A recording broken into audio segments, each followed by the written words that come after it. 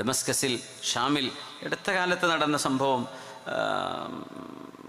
മഹാനായ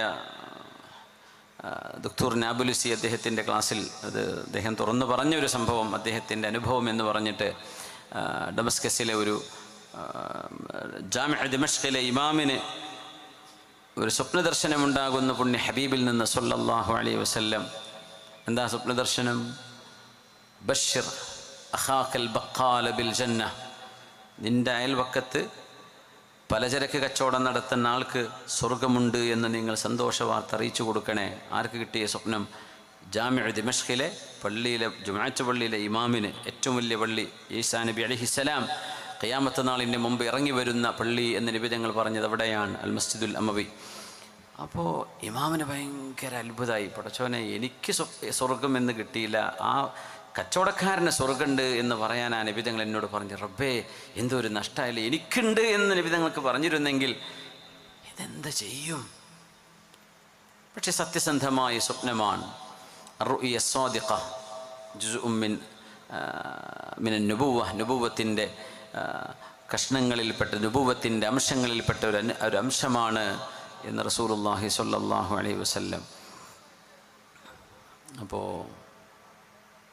സുബ്ഹി നിസ്കാരത്തിന് ഈ ബക്കാലക്കാരൻ വന്നപ്പോൾ ഇമാം പറഞ്ഞു, എനിക്ക് ഒരു ബുഷ്റ, ഒരു സന്തോഷ വാർത്ത നിങ്ങളോട് പറയാനുണ്ട്. പക്ഷേ അതിന് മുമ്പ് എനിക്ക് നിങ്ങളോട് ചില ചോദ്യങ്ങൾ ചോദിക്കാനുണ്ട്, അതിന് നിങ്ങൾ സത്യസന്ധമായിട്ട് ഉത്തരം പറഞ്ഞു തരണം. എന്താ വിഷയം ചോദിക്കുന്നു പറഞ്ഞു. നിങ്ങളുടെ ജീവിതത്തിൽ നിങ്ങൾ ചെയ്ത ഏറ്റവും വലിയ നന്മ എന്തെങ്കിലും ഉണ്ടോ? ഉണ്ടെങ്കിലെന്ന് പറയണം. പറഞ്ഞു, നിങ്ങളത് പറഞ്ഞു തരും എന്ന വിശ്വാസത്തിൽ ഞാൻ നിങ്ങളോട് ഒരു സന്തോഷ വാർത്ത അറിയിക്കുകയാണ്.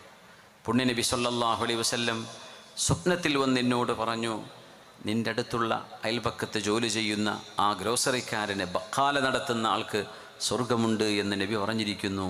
എനിക്ക് സ്വപ്നദർശനമുണ്ടായി.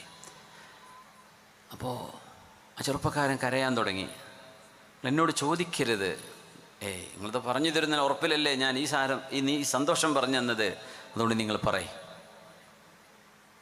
അദ്ദേഹം പറഞ്ഞു, നിങ്ങൾക്ക് ഓർമ്മയുണ്ടോ ഒരു സംഭവം? നമ്മുടെ ഈ പള്ളിയിൽ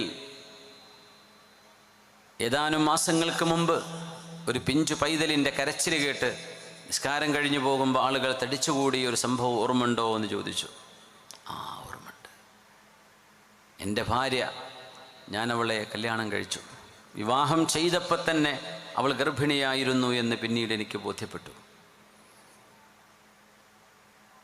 ഏതാനും മാസങ്ങൾ കഴിഞ്ഞ്, 6 മാസമോ 7 മാസമോ കഴിഞ്ഞപ്പോഴേക്കും അവൾക്ക് പൂർണ്ണ പ്രസവത്തിൻ്റെ സമയമായിരിക്കുകയാണ്. എനിക്കറിയാം, അവൾക്കുമറിയാം അത് എൻ്റെ കുഞ്ഞല്ല എന്ന്. നിയമം എൻ്റെ കൂടെയാണ്, അവളുടെ വീട്ടുകാരും എൻ്റെ കൂടെയാണ്, നാട്ടുകാരും എൻ്റെ കൂടെയാണ്. എനിക്കവളെ തൊലാക്ക് ചൊല്ലി ഒഴിവാക്കാൻ പറ്റുമായിരുന്നു, അവളെ നാണം കെടുത്താൻ പറ്റുമായിരുന്നു, അപമാനിക്കാൻ പറ്റുമായിരുന്നു, അവളുടെ കുടുംബത്തിലേക്ക് തിരിച്ചു പറഞ്ഞയക്കാൻ പറ്റുമായിരുന്നു. പക്ഷേ ഞാനത് ചെയ്തില്ല. ഞാൻ അവളോട് പറഞ്ഞു, നീ ചെയ്തു പോയി തെറ്റിന് തൂബി ഇലല്ലാഹ്, അള്ളാഹുവിലേക്ക് തൗബ ചെയ്ത് മടങ്ങിക്കോ. നീ തെറ്റ് ചെയ്തു, പക്ഷേ എനിക്ക് ഗർഭധാരണവും ഉണ്ടായി, അള്ളാഹുവിലേക്ക് തൗബ ചെയ്യും. അപ്പോൾ അവൾ പൊട്ടിക്കരഞ്ഞു. അത് സംഭവിച്ചു പോയി. ഞാനൊരിക്കലും ആ തെറ്റുദ്ദേശിച്ചതല്ല.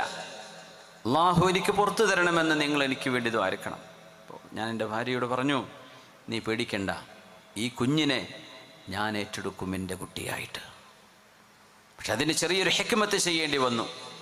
അവൾ പ്രസവിച്ച അന്ന് ഉമ്മയോ വീട്ടുകാരോ അറിയാതെ വേറെ ഒരു വീട്ടിൽ കൊണ്ടുപോയാണ് അവളെ പാർപ്പിച്ചത്. ശറയിൽ കല്യാണം കഴിച്ചു കഴിഞ്ഞാൽ പിന്നെ ഭാര്യയെ സ്വന്തമായൊരു വീട്ടിൽ പാർപ്പിക്കാൻ പറ്റുന്നവർ സ്വന്തമായി തന്നെ ഒരു വീട്ടിൽ പാർപ്പിക്കണമെന്നുണ്ട്. അൽ ബൈത്തുൽ മുനാസിബ് ഒരു പെണ്ണിന് കൊടുക്കണമെന്ന് കർമ്മശാസ്ത്ര ചർച്ചയുണ്ട്. ആ പെണ്ണിനെ ഒറ്റയ്ക്കാണ് താമസിപ്പിച്ചത്, ഉമ്മൻ്റെ കൂടെയല്ല, വീട്ടുകാരുടെ കൂടെയല്ല. അപ്പോൾ അവൾക്ക് ഈ പ്രസവത്തിൻ്റെ ആ ഒരു വിഷയങ്ങളൊന്നും വീട്ടുകാർ അത്രക്കങ്ങ് ശ്രദ്ധിച്ചില്ല. അവളെ പ്രസവിച്ചപ്പോൾ ആ പിഞ്ചു പൈതലിനെ എടുത്തിട്ട് ഞാൻ സുബഹി നിസ്കാരത്തിന് വന്നു ഈ പള്ളിയിൽ.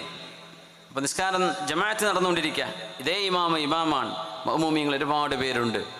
ഈ കരയുന്ന പിഞ്ചു പൈതലിനെ ഞാൻ എടുത്തുകൊണ്ട് നിസ്കാരം തുടങ്ങി, സുബഹി നിസ്കാരം ജമാഅത്ത് തുടങ്ങിയിരിക്കുകയാണ്. അപ്പം ഞാൻ ഈ കുട്ടിയെയും എടുത്തുകൊണ്ടുവന്ന്, എൻ്റെ ഭാര്യ പ്രസവിച്ച എൻ്റേതല്ലാത്ത കുട്ടിയെ ഞാൻ കൊണ്ടുവന്നു. എന്നിട്ട് പള്ളിയുടെ ഏറ്റവും ഫ്രണ്ടിൽ വെച്ചു, മുമ്പിലല്ല, പള്ളിയിലേക്ക് കയറുന്നിടത്ത് മെയിൻ ഡോറിൻ്റെ അടുത്ത് കുട്ടീനെ വെച്ചിട്ട് ഞാൻ അങ്ങ് നിസ്കാരത്തിലേക്ക് ചെന്നു. ഞാൻ മസ്ബൂഖായിട്ട് നിസ്കാരത്തിലേക്ക് ചേർന്നു. നിസ്കാരം അപ്പോഴേക്കും കുറേ ആൾക്കാർ വരുന്നുണ്ട്, ഒരു കുട്ടിയുടെ കിടക്കുന്നുണ്ട്, അത്രേ ശ്രദ്ധിച്ചുള്ളൂ. കരയുന്നുണ്ട്, നിസ്കാരം കഴിയട്ടെ എന്ന് എല്ലാവരും വിചാരിച്ചു.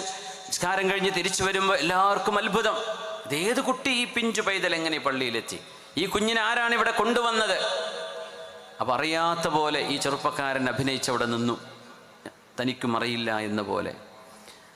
അവസാനം ഈ കുട്ടിയെ ഏറ്റെടുക്കാൻ ആരുമില്ലേ? ആരും മിണ്ടുന്നില്ല, ഈ ചെറുപ്പക്കാരെല്ലാവരുടെ മുമ്പിലും. എന്നാൽ നിങ്ങൾ മുഴുവൻ സാക്ഷിയാക്കി, അനാഥമായി ഈ കുട്ടിയെ ഞാൻ ഏറ്റെടുത്തിരിക്കുകയാണ്, എൻ്റെ കുട്ടിയായി ഞാൻ വളർത്തും. തൻ്റെ ഭാര്യ പ്രസവിച്ചതാണെന്ന് നാട്ടുകാരോട് പറഞ്ഞില്ല, ജനങ്ങളുടെ മുമ്പിൽ വെച്ച് ഇയാളെ ഏറ്റെടുത്ത് ഈ കുട്ടിയെ ഞാൻ വളർത്തുകയാണ്. ആ കുഞ്ഞിനെ ഞാൻ ഏറ്റെടുത്തു ഉസ്താദേ, ഇതെൻ്റെ ജീവിതത്തിൽ ഞാൻ ചെയ്ത ഒരു നന്മയായിട്ട് എനിക്ക് തോന്നുന്നു, അള്ളാഹു സ്വീകരിച്ചെങ്കിൽ. കാരണം ഒരു പെണ്ണിനെ പശ്ചാത്തപിക്കാൻ മനസ്സുണ്ടോ, അവൾക്ക് മാപ്പ് ചെയ്തു കൊടുക്കണം. ഒരാണിനും തൗബ ചെയ്യാൻ അവസരമുണ്ടോ, അതിന് അവസരം കൊടുക്കണം. നാറ്റിക്കല്ല വേണ്ടത്, തൗബ ചെയ്യാൻ അവസരം കൊടുത്തു. അള്ളാഹുവിൻ്റെ മുമ്പിലേക്ക് അവളെ കൊണ്ടുവന്നു.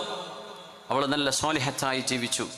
ഈ പിഞ്ചു പൈതലിനെ സ്നേഹത്തോടെ രണ്ടുപേരും വളർത്തി, അവരുടെ മക്കളായിട്ട് വളർത്തി, അവരുടെ കുഞ്ഞായിട്ട് വളർത്തി. ഇതിൻ്റെ പേരിൽ ശഖറല്ലാഹു സഅയ, പുണ്യനബി തങ്ങളുടെ ഇടപെടൽ ഈ ഉമ്മത്തിൽ നടക്കുന്നുണ്ട് എന്നതിൻ്റെ വലിയൊരു അത്ഭുതമാണ് ഈ സംഭവം. അത് ഹബീബായ നിബിതങ്ങളാണ് സന്തോഷവാർത്ത അറിയിക്കാൻ പറഞ്ഞത് സ്വല്ലല്ലാഹു അലൈഹി വസല്ലം. ദക്തൂർ നാബുലുസി അദ്ദേഹത്തിൻ്റെ എഴുത്തിലും അദ്ദേഹത്തിൻ്റെ ക്ലാസ്സിലൊക്കെ ഈ വിഷയം വ്യക്തമായി പറഞ്ഞിട്ടുണ്ട്.